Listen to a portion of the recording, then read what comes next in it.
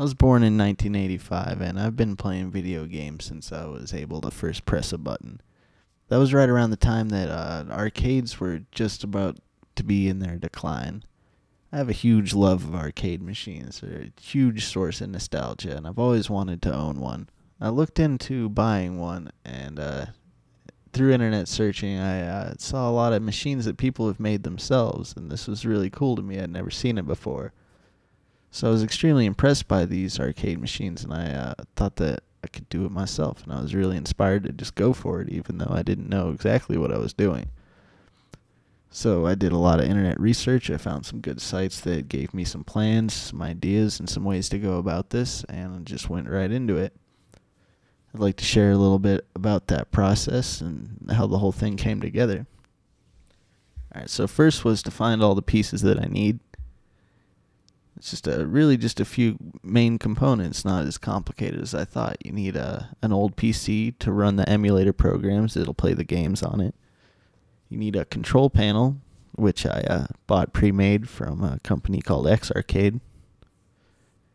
You need plywood, of course, your building materials. You need a monitor, so I used a old 25-inch tube TV. And then, of course, you need audio, so I got an old surround sound system. This is basically a scavenger hunt of getting all these things together. And then I went right into the construction of it.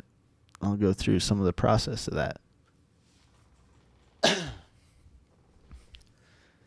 So first here you see that I have cut the sides of the arcade machine.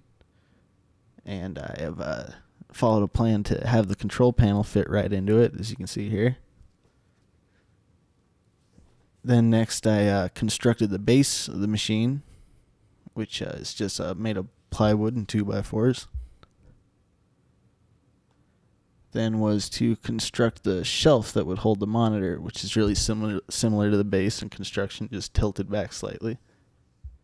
And then there was to add panels like the one that goes across for the speakers to sit behind that you see here. Then I stained the whole thing in a light stain, and I thought to make it unique, make it cool on my own, is to put these cool stripes on there with a two-tone stain theme. And it's coming together here. You see I got the monitor in it, got knobs on the shelves, everything's stained, more panels added. The next step was to add a fluorescent light bank to go behind the marquee graphics for it to be backlit. At this point I decided that I wanted to make my own top for the control panel. So using the X-Arcade one as a template, I made my own piece of wood and routed the recesses and drilled the holes for the controls to go in. Basically just transplanted the old control panel into the new top. Then I converted this front under the control panel into a drawer to pull out for the mouse and the keyboard. What I did here was took the control panel off of the front of the surround sound and transplanted it into the side so you could conveniently change the volume and the power without opening the cabinet doors. And then I added my custom graphics that I did in Photoshop. I put the whole machine up on caster wheels so it was easy to roll around and move. And then after tweaking some software and configuring the emulators on there, it's pretty much done, ready to go, up and running as a real arcade machine.